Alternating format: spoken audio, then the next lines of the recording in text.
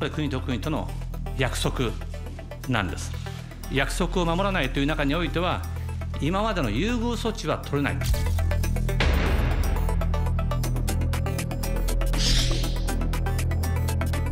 別紙問題を通商問題に、これは絡めたのではありません。徴用工問題というのは別紙問題ではなくて、国際法上の国と国との約束を守るのかということであります。 한국하고 타협을 원하기보다는 한국의 완전한 항복을 원하는 있는 것처럼 저는 생각을 합니다.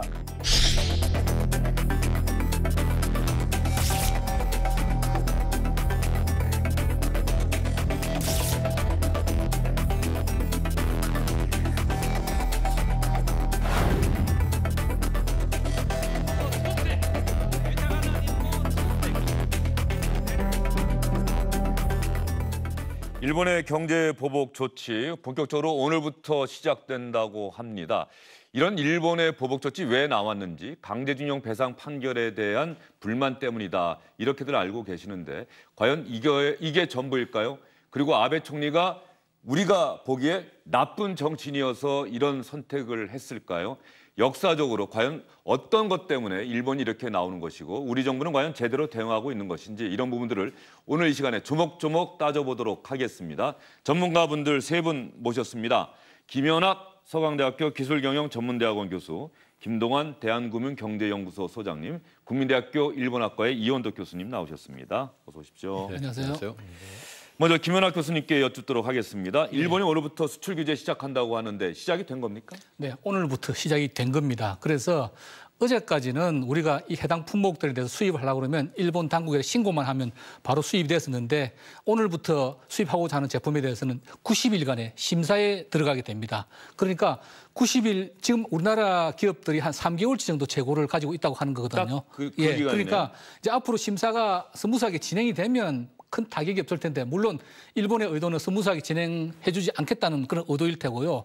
그래서 만일에 일본이 여기서 목리를 부리고 심사 과정에서 뭔가 지연시키거나 물량을 제한한다 그러면은 해당 업체들은 하반기부터는 심각한 타격을 입을 수밖에 없는 그런 상황이 되어 있습니다. 예, 하반기부터는 심각한 타격을 받을 수밖에 없다. 상당히 좋지 않은 상황인데 지금 현재 김동완 소장님 보시기에 말이죠. 예. 논란이 되고 있는 부분은 우리 정부가 정말 대응을 하고 있는 건지 우리 정부는 지금 로우키. 한마디 한마디가 조심스럽다 이런 반응이거든요. 혹시 기업 입장에서는 정부가 우리한테 모든 걸 맡기고 정부는 빠져 있는 것 아니냐라고 하는 불만을 가지고 있다. 이런 기사도 지금 나오고 있어요. 어떻게 보세요?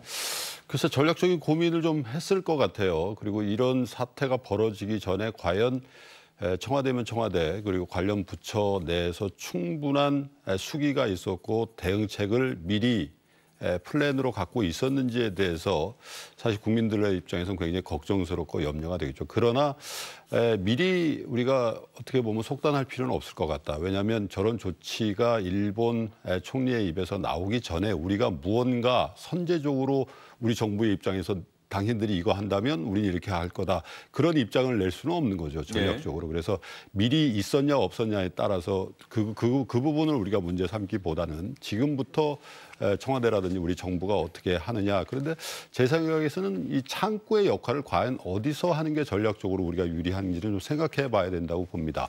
일본은 아베 총리가 이제 터뜨린 거란 말이죠. 그런데 총리가 직접 나선 거는 그렇죠. 다름없어요. 그런데 이걸 우리가 청와대에서 받아야 되는 사안인지에 대해서는 저는 조금 회의적입니다. 그러면 외교적인 문제에 대해서는 외교부가 그리고 산업적인 대응은 산업부가 해가면서 굉장히 냉정한 어떤 그런 대응을 우리가 하는 게 오히려 일본 내에서의 어떤 여론의 동향에도 도움이 되고 아베 총리도 좀 당황하게 하는 것. 그러니까 사실은 우리가 어떤 맞대응을 하기 이전에 물론 그것도 전략적으로 필요합니다마는 우리 기업체들이 지금 당장은 그다지 그렇게 혼란스럽지 않다라는 모습을 보여주는 게 사실 일본의 당국도 그리고 일본의 여론도 조금은 당황스럽게 그리고 일본 내부적으로도 이게 과연 이 시점에 맞는 건지에 대한 회의론이 자꾸 일어나게 하는 게 사실 우리가 전략적으로 더 중요한 그런 행동이라고 보여지는 거죠. 정부는 신중하게 대응해 나갈 필요가 있다. 그런데 홍남기 부총리가 어쨌든 우리도 상응하는 조치 반드시 할 거다라고 하는 얘기를 또 언론 인터뷰에서 했단 말이죠. 이 부분은 또 어떻게 봐야 될지 잠시 뒤에 저희가 짚어보도록 하겠습니다. 일본 안에서 말이죠.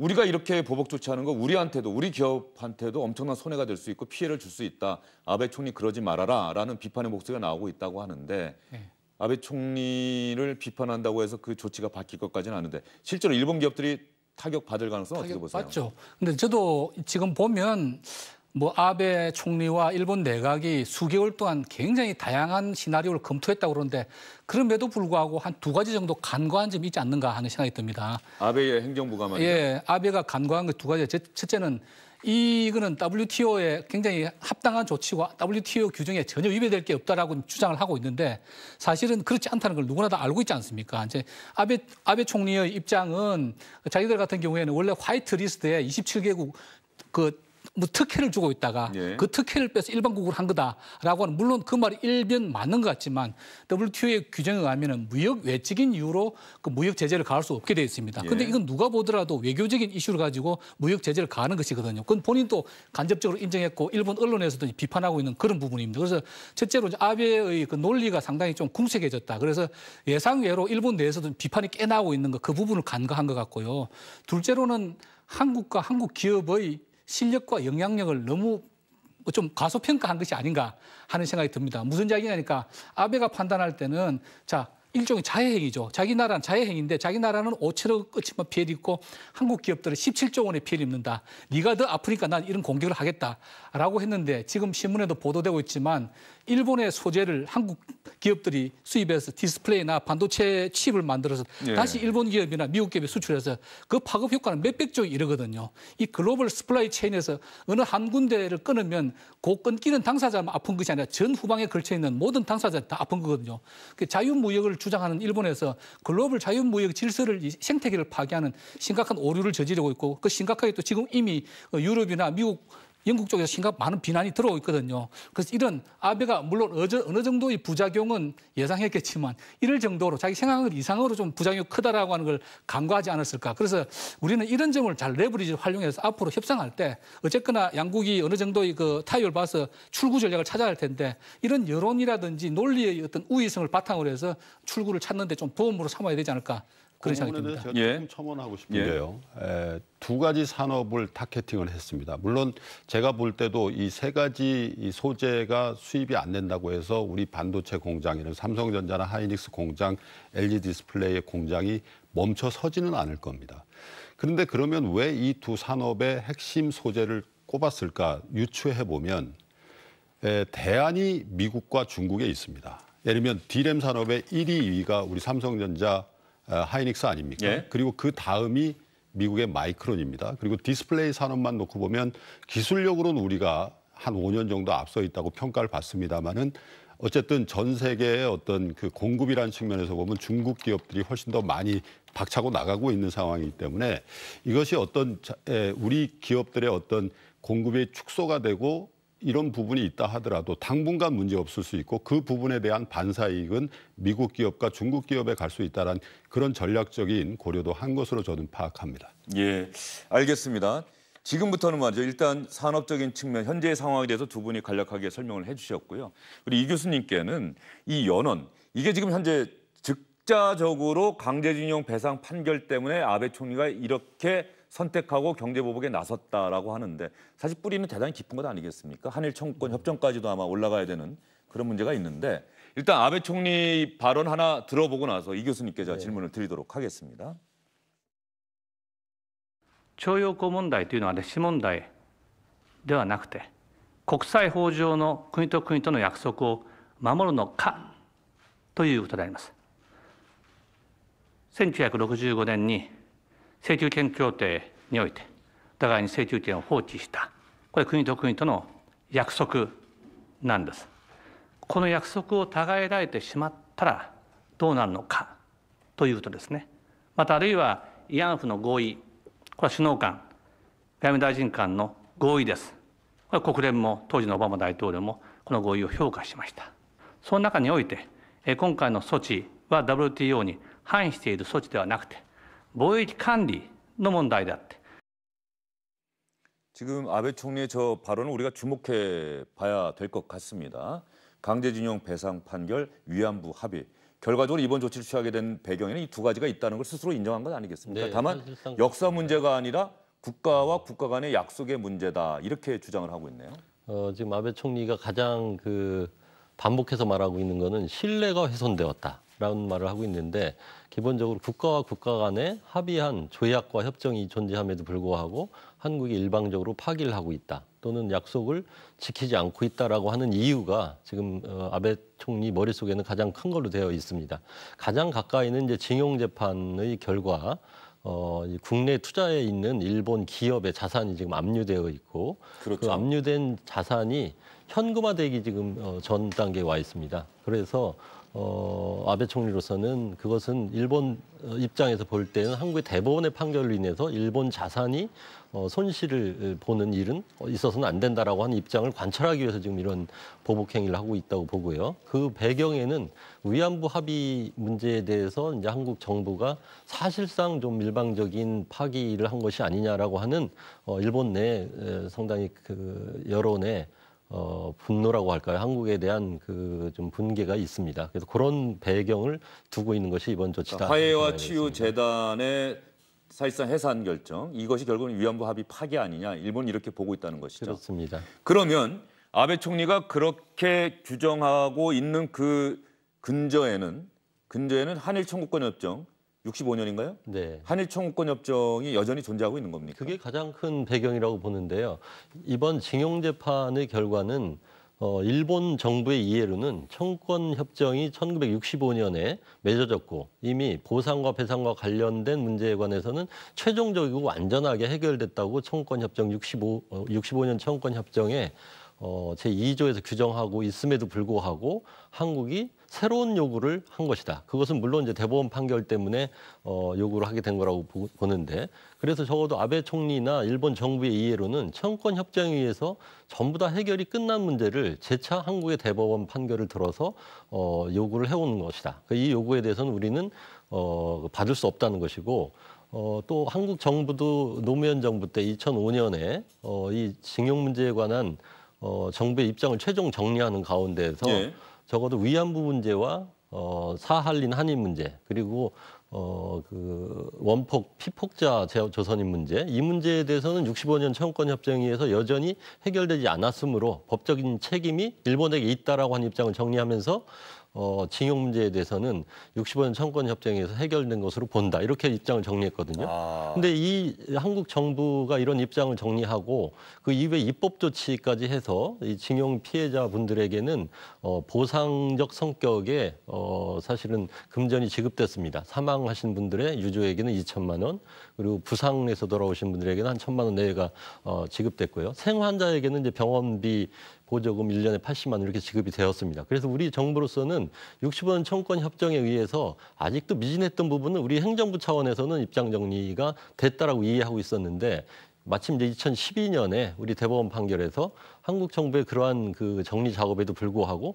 여전히 개인의 피징용자 개인의 청구권은 소멸된 것으로 볼 수 없다라고 하는 판결이 나왔고 그것은 일본 기업이 말하자면은 징용에 책임이 있는 일본 기업이 일정 부분 배상을 지불해야 된다고 하는 내용의 판결을 재차 2018년 10월 30일 판결에서 확인을 한 겁니다. 상당히 오랫동안 그 대법원 확정 판결이 안 나오다가 거기에도 이제 사법농단 관련해서 재판거래 의혹 사건이 불거지지 않았습니까? 네. 박근혜 정부 시절에 그게 안 되고 있었는데 얘기되는 부분이 있었는데 저는 그런 프레임으로 이해할 수 있지만 저는 행정부가 그 대법원의 판결이 나왔을 때의 외교적인 결과에 대해서도 충분히 예측을 했기 때문에 대법원과 아마 외교부가 그 사안의 성격에 대해서 논의를 한 것으로 이렇게 보입니다. 교수님 말씀 듣다 보니까 결과적으로 지금 현재 우리 정부에서는 사법부, 우리는 민주주의 국가고 삼권분립의 국가인데 사법부의 최종적인 판결에 대해서 행정부가 뭐라고 가타부타 할 수 있는 사안이 아니다라고 일본 정부에게 우리의 입장을 밝혔겠죠. 그러면서 고심 끝에 일본 기업과 한국 기업이 동시에 출연금을 내놓아서 이 손으로 어쨌든 배상하도록 하자, 보상하도록 하자 이런 중재안을 내놨는데 일본 정부는 거부를 했고 그런 중재안이 나온 게 6월 19일이었는데요. 이제 일본의 이해로는 판결이 나온 지 8개월 만에 나온 한국의 제안이거든요. 근데 우선 너무 늦었다. 일본 정부가 해결책을 여러 번 촉구했음에도 불구하고 너무 늦었다는 데 대한 불만이 있고, 그리고 말하자면 협상안을 내용을 보니까 그냥 한국의 기업과 일본의 기업이 자발적인 출연을 통해서 기금을 조성하고 그 조성된 기금으로 말하면 배상적인 조치를 하자 이렇게 막연하게 나왔기 때문에 일본 입장에서 볼 때는 이게 진정성 있는 제안인가에 대한 의심을 좀 갖고 있는 것 같습니다. 예를 들면은 우선 피해자들과 합의를 통해서 조율을 통해서 피해자들이 충분히 이 안에 대해서 동의해 줄 수 있는 건지, 그리고 한국의 청구권 수혜 기업이 예컨대 포스코라든지 도로공사라든지 외환은행 이렇게 공기업들인데 이 공기업들이 과연 자발적으로 출연하겠다는 의사표현을 한 건지 안 한 건지에 대한 확인조차 없이 그냥 일본 정부에게 G20가 열리기 하루 전날 일단 기금 플러스 기금 방식으로 이 문제에 대해서 외교적인 협의를 개시하자 이렇게 제안했기 때문에 일본 쪽에서 볼 때는 한국 정부가 과연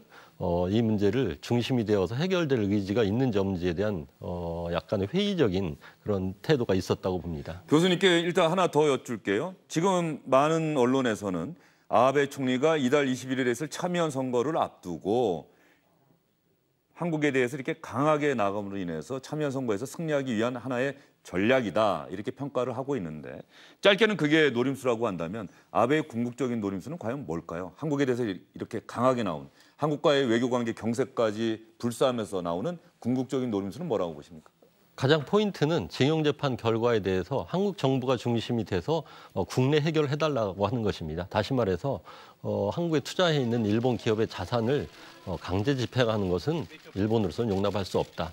그렇게 되기 전에 한국 정부가 이것을 어떤 방식으로든 해결을 해달라고 하는 요구를 보복을 통해서 하고 있는 거다 이렇게 봅니다.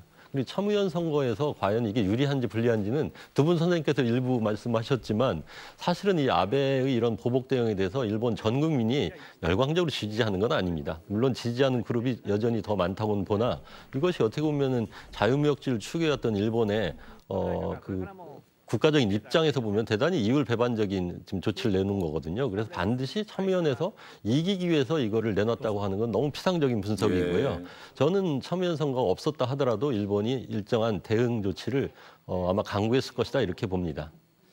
교수님 나오신 게 아마 두 분도 아마 이 교수님 말씀 통해서 이해하시는 폭이 아마 커지실 거라고 생각하고 질문 하나만 더 드릴게요. 과거 보면 김대중 전 대통령 시절에는 그야말로 셔틀 외교라는 말이 나올 정도로 일본과의 관계가 대단히 좋았어요.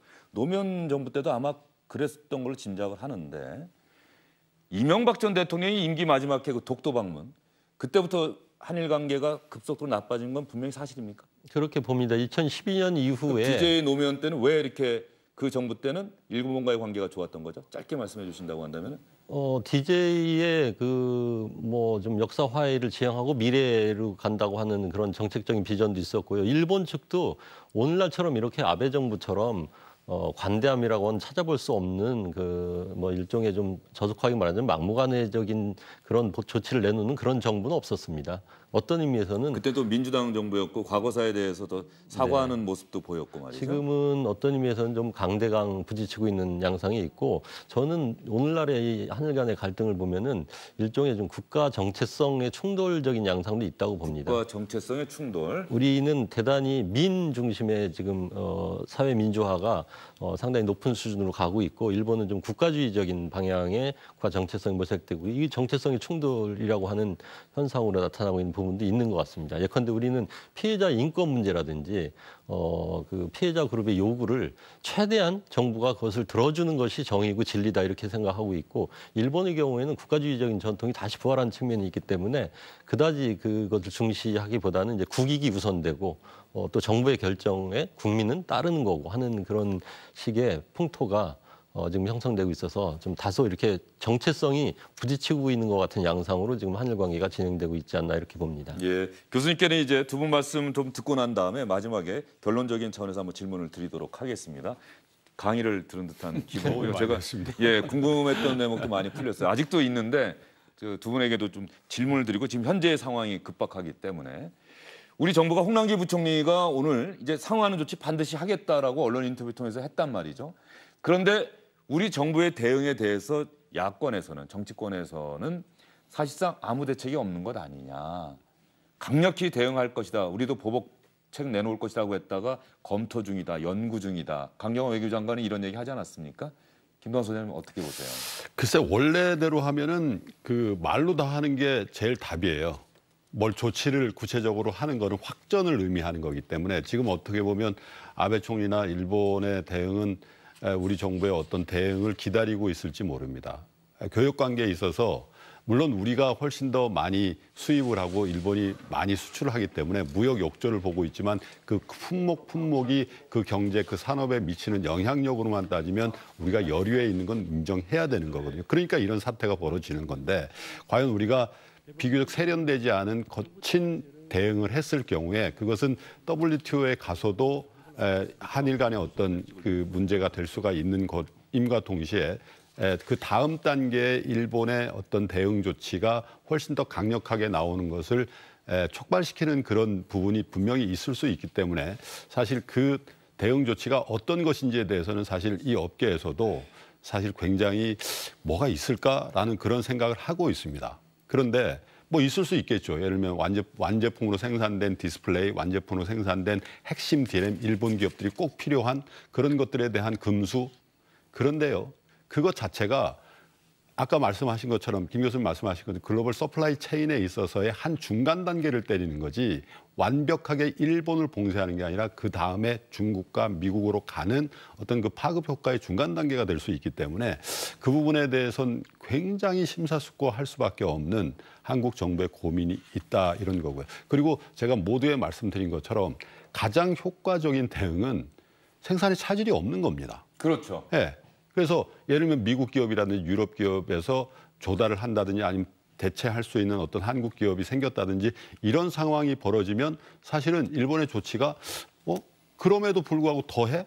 두 번째, 세 번째 계속해? 이것은 일본 내부에서 명분을 굉장히 잃을 수밖에 없는 그리고 국제사회도 그 정도까지 그 신뢰의 문제라고 했는데 그러면 한꺼번에 하지 왜 두 번째, 세 번째 한국 조치는 한국은 아무 대응 조치를 안 했는데 왜 합니까라는 그런 국제사회의 여론에서도 굉장히 불리하게 작용할 수 있거든요. 그러니까 기본적으로 시간을 좀 벌면서 우리 정부는 대응하는 것이 저는 맞다라고 보고요. 이런 대응에 대해서 맞대응을 바로 해야 된다는 건 정서적인 측면에서는 충분히 공감대가 있으나 사실은 전략적인 선택지는 아니다라고 봅니다. 예, 알겠습니다. 강경화 외교부 장관의 발언. 시간이 지날수록 어떻게 바뀌어 왔는지 한번 들어보도록 하겠습니다.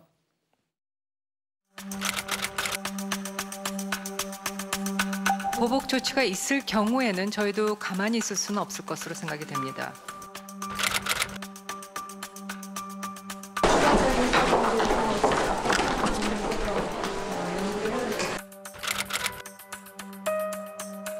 연구라는 단어를 쓴 거는 좀 적합하지 않았다는 점에서 저도 좀 죄송스럽게 생각합니다. 무대응이었다고 생각하지 않습니다. 실현 가능한 방안을 찾기 위해서 다각도로 검토를 했습니다. 무대응이라고 하는 지적에는 동의할 수가 없다. 근데 처음에는 상당히 강하게 얘기했잖아요. 일본이 경제보복 조치하면 우리도 가만히 있을 수 없다. 그런데 그 다음에 이제 확 후퇴한 거 아닙니까?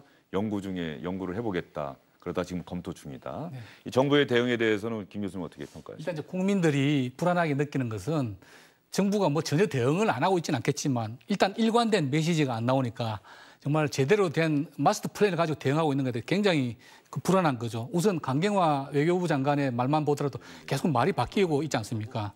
근데 또 김상조 정책실장은 어제 또 뭐 기자들한테 문자를 보내셔가지고 뭐 옛날부터 검토해왔고 우리가 우리 준비돼 있어요. 김상조 정책실장이 했던 이야기 화면에 한번 보여주세요. 우리 교수님 말씀하실 때 더 이해가 잘 될 겁니다. 리스트를 쭉 뽑아가지고 3번까지가 딱 우리가 찍었다 제대로 뭐 이런 말씀을 하시는데 뭐 검토한 것하고 대응 방안을 세운 것은 다르지 않겠습니까? 그래서 적어도 국민들 느끼기에 외교부는 이 사안에도 상당히 소외되고 있다. 그래서 외교부 장관이 제대로 된 인폼을 받지를 못하고 있고 그에 대한 대응책도 없다가 아마도 모처에서 이야기를 듣고 이제 뭐 다각도로 검토하고 있다는 말씀을 최근에 하신 이야기는 그건데 그 앞에 말씀을 보면은 상황이 어떻게 되고 있는지 파악을 못하고 있었던 것은 많은 것 같고요. 결국은 지금 총대를 메고 주무부서는 통상산업부의 그 통상교섭본부 그 산자부의 통상교섭본부고 실제로 뭐 청와대 정책실하고 긴밀하게 대화를 하면서 하고 있는데 저희들 느끼는 건 아까 이 교수님 말씀하셨지만 6월 19일 날 그야말로 G20 바로 하루 전에 약간 뜨뜻미기지근한 어떤 제안을 했단 말이죠. 그러면 사실은 그동안에 일본 정부에서 여러 차례 시그널을 보냈음에도 불구하고 아주 뭐랄까 그 어떤 위기심, 경각심을 가지고 검토해오지는 않았던 것 아닌가. 그냥 그렇게 흘려듣다가 G20가 다가오고 뭔가 이게 상황이 심상치 않다라고 느끼니까 말미에 급하게 6월 19일 날 이제 타협을 내놨는데 일본 측의 입장에서 볼 때는 그건 너무 늦은 제안이고 너무 양도 부족한 그런 제안이 됐던 것이 아닌가. 그래서 상당히 정부가 전혀 준비 안 했다고는 저는 믿고 싶지 않지만 뭔가 부처별로 통일된 어떤 마스터 플랜을 가지고 일사불란하게 움직이지는 않았던 것 아닌가 하는 그런 합리적인 의심을 갖게 되고요. 우리 김동완 소장님 잠깐 말씀하셨지만 그런 문제를 어떻게 풀어야 될 거냐.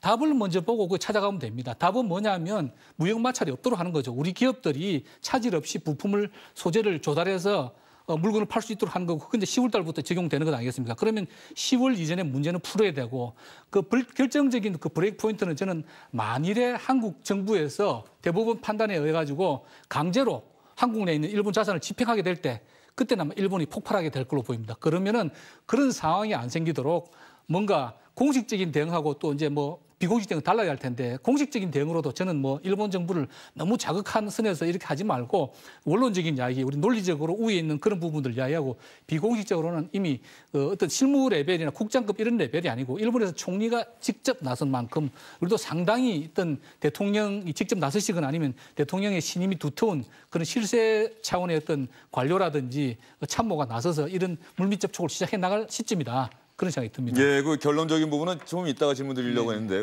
김 교수님 먼저 말씀해 주셨네요. 일단 그런 식의 해법을 한번 고민했으면 좋겠다는 말씀을 해주셨고요. 여기서 저희가 시청자 여러분께 한번 보여드릴 영상이 있는데 지난해 11월에 강제징용 배상 판결이 나왔을 때 일본 정부가 그때도 이미 강하게 반발했었죠. 그때 정의용 청와대 안보실장이 국회 나가서 답변했던 내용이 하나 있습니다. 이번에 강경화 외교부 장관이 지난달에 얘기했던 거랑 거의 흡사합니다. 일본 정부가 계속 강경하게 대응해 나온다면 우리 정부로서도 여기에 상응한 대응을 하지 않을 수 없다는 점을 분명히 밝혀드립니다. 거의 비슷한 이야기들을 그때부터 하고 있고 지금도 그 이야기를 하고 있고 지금도 국민들이 우리 정부의 대응은 도대체 무엇인지 잘 모르겠지만 뭔가 대응을 하고 있다라고 대응하지 않을 수 없다고 얘기를 하고 있어요. 교수님 우리 정부의 대응에 대해서는 어떻게 평가하고 계십니까? 저는 징용 재판 결과가 이제 10월 30일 나왔기 때문에 그 이후에 그 우리 대응을 보면은 이낙연 총리 중심으로 이 문제의 해법을 찾기 위한 아주 분주한 움직임이 있었던 것 같고요. 그래서 아마 대충 그때 그 논의된 사항이 지금 얘기됐던 기금 중심의 방식으로 이 문제를 대처하는 게 바람직하지 않냐. 이렇게 아마 논의가 됐던 것 같고 그러한 논의가 갑자기 중단된 것은 이제 청와대에서 기금 방식으로 이 문제를 대처하는 것은 대단히 상식적이지 않다라고 또 멘트가 나왔거든요.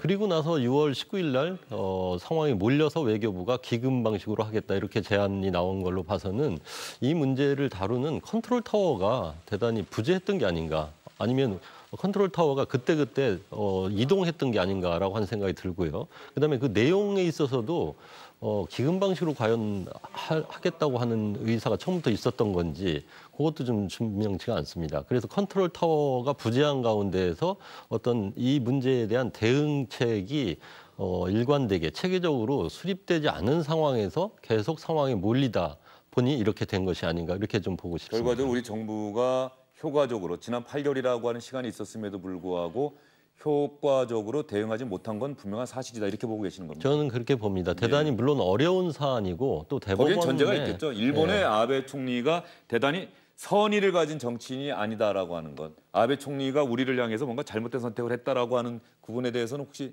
동의하십니까? 아베 총리의 선택은 제가 보기에는 일본의 합리적인 사고를 하는 시민들조차도 납득하기 어려운 선택이라고 봅니다. 그러나 지금 징용재판 결과에 대해서 어떤 보복안을 냈다고 하는 거에 대해서는 또 일견 지지를 받는 그런 선택이라고 봅니다.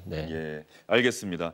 김동완 소장님, 그러면 이제 뭐 우리 정부에서는 상응하는 조치, 추가로 또 규제한다면 상응하는 대응할 것이다라고 하는 이야기가 경제부총리 입에서도 나왔는데 정말 어떻게 이걸 풀어나가야 됩니까? 아까 무역마찰하는 게 최고 좋다고 하셨는데 그렇게 하려면 우리가 어떻게 해야 되는 거예요? 일본의 선의를 기대하기는 어려운 상황 아닙니까? 아니, 그거는 기대할 수가 없는 거고요. 근데 시간이 문제인 것 같아요. 기본적으로 지금 그 세계 소재도 마찬가지고 앞으로 향후에 혹시 있을 수 있는 일본의 어떤 추가적인 조치에 있어서 절대 이걸 안 된다는 소재는 없습니다. 제가 보기에는 해외에서 수입 다변을 할 수도 있고 우리 국내 기업이 증설을 할 수도 있는 그런 사안인데 시간의 문제죠. 그런데 제가 왜 자꾸 시간의 문제를 말씀드리냐면 너무 이 부분에 대해서 우리가 당황하고 국내적으로도 이런저런 합치되지 않은 얘기들이 나오는 것 자체가 상대방한테는 굉장히 약하게 보이겠죠. 그리고 경제 문제는요. 사실은 우리만의 문제에 국한될 정도로 작은 경제가 아닙니다. 우리나라가. 반도체 디램 1등이고요. 디스플레이도 어쨌든 세계 1위 국가이거든요. 기술력으로 보면. 그런데 우리가 당황하는 만큼 우리의 대응에도 일본 기업체들, 일본 국민들은 당황할 수밖에 없는 조치들을 우리 가지고 있다는 것도 알려줄 필요성이 분명히 있고요. 그리고 단기적인 어떤 경제적인 충격이 있다. 이 부분에 대해서는 인정을 하더라도 국가 대 국가의 이익에 의해서 일본 아베 총리가 나온 게 두 분 전문가분들이 말씀하셨지만 일본 기업의 재산권에 관련해서 민감하게 해서 대응했다는 거 아니겠습니까? 그러면 우리 정부의 노선은 정확하게 지켜져야 된다. 이런 부분에 대해서 물론 물밑에서의 협상이라든지 이런 부분에서 유연함을 지키되 어떤 외교적인 한일 관계에 있어서의 정확한 노선 정리는 외교부 차원에서 분명하게 해주고 그 이면에서 산업부라든지 이런 이 산업을 다루는 부처에서는 정말 그 민첩하게 기업들과 소통해가면서 대응하는 모습 자체가 우리의 협상력이라고 저는 보여집니다. 예, 알겠습니다. 세 분과 함께 저희가 충분한 시간을 갖고 한번 이야기를 해봤는데요. 시청자 여러분께서 일본의 경제보복 조치 왜 나왔는지 그 역사적 연원에 대해서도 충분히 이해할 수 있는 그런 시간이 됐다면 저희로서도 보람이 있는 시간이었습니다. 이 교수님 오늘 설명 잘 들었고요. 두 분 말씀도 오늘 잘 들었습니다.